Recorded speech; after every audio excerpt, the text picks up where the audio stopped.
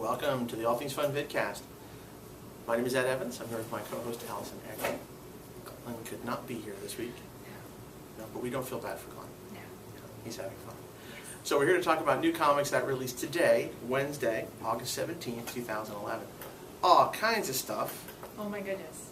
Picked a crazy week to not be here. But okay, let's get right to it. Maybe I have a larger stack, so how about I'll start with Fear Itself this week. Okay. We got all kinds of Fear Itself. Marvel's really going for it here.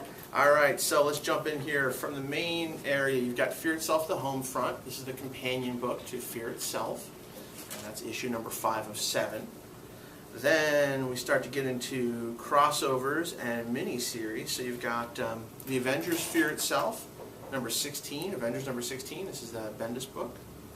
Fear Itself action. Also carrying the masthead. Let's see, you got the Uncanny X-Men Fear Itself, number 542. Coming to an end soon. We've got Fear Itself Deadpool, 3 of 3. This is one of the mini-series ending here. The cover's Yeah, it's funny. Really good Deadpool book. You've got Invincible Iron Man, Matt Fraction's Fear Itself entry with Invincible Iron Man number 507. Comes out this week. Oh, but wait, there's more. Thunderbolts tie-in, Thunderbolts Fear Itself, number 162, out this week. Journey to Mystery, Fear Itself, 626, hanging with Loki.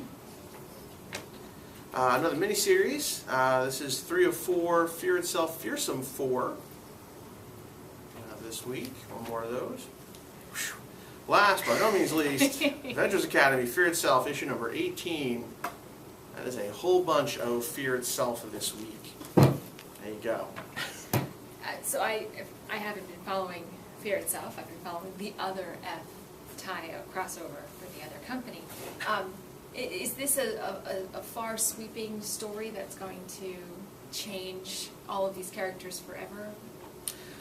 Why is it going into all the titles just because they can, or is it really important that it does? It is supposed to be a universal event, because it's something like this big happens. It would seem kind of silly for it not to appear in a book. So in that regard, you can kind of make the argument that this should be everywhere. But it's a difficult comparison. We've got Flashpoint going on, because DC essentially just put the brakes on almost everything else to come to Flashpoint. So there's 2 different ways of doing the big event. This is kind of the classic way of doing the big event. So if you're a fan of the classic big event and you just want it everywhere, that's the way to go. And then you've got DC's new model, which is kind of interesting as well, the Flashpoint. So either way, it's this is hit or miss. If you like the characters, you're going to enjoy the stories. If you don't, you're not necessarily going to enjoy. You're not going to necessarily like Avengers Academy, even if they have the hammer wheelers in there. So it all depends. Uh-huh. Yes. So speaking of Fear Itself, it continues on. Again, we have 4. They seem to be sticking with the 4-a-week model, which is nice. Keeps it contained. We know what to expect. So we have 2, 3, 4, right? Yes. Says that I 8. had something else in the pile now that I've said that. Yes, there are 4. This week we have 3 of 3. So we're ending up the tie-in title books. And we have Abin Sur, the Green Lantern, The Outsider, Legion of Doom, and Wonder Woman and the Furies. Okay, so let's see. The Outsider, Martian Manhunter, figures into this one. We find out what's happened to him in this Flashpoint reality. Turns out it was the Outsider who found him when he first came to Earth, promptly sold him to the Russians for their own project, Superman experimentations. So again, we have a reality where the biggest superheroes in DC Comics were really under the control of governments and subjected to experimentations and horrible living conditions, which changes who they are quite a bit. They are not our beacons of hope and goodness and fighting the good fight. They are something altogether different.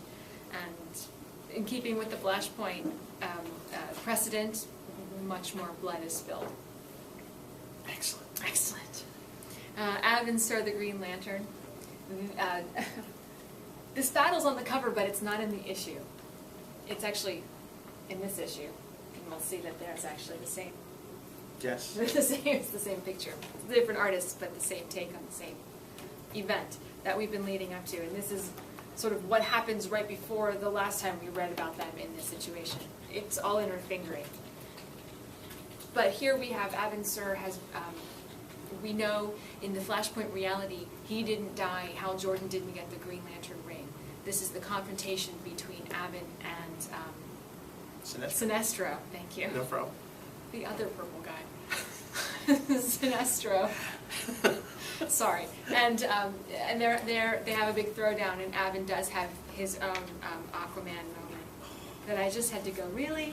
Did we have to lose the hand with the wave? I know, and it's not a story spoiler. It isn't really, because it continues from there at the beginning, like with the waves crashing on the rocks, and really, come on. But the issue's better than that moment. That moment almost made me stop. Persevere. Keep going. Yes. He does eventually lose the Green Lantern ring, but he's not out of the game yet. Okay. So that's good. It was a good issue. Okay. Wonder Woman and the Furies. No.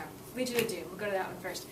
Remember, the Legion of Doom is not just a band of evil supervillains out to control the world, as we're used to thinking of it. It's actually a prison, a rogue's prison, built by Queen Industries. And here, the rogues have taken over the prison. They found a way for it to fly, and it's flown to the U.S. So this is a big battle book between it's Cyborg versus the Legion of Doom, basically, the big rogue villains, with a lot of Plastic Man really being a badass villain.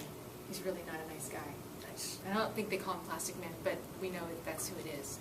So this is a good knockdown, drag down battle book. Nice. Good.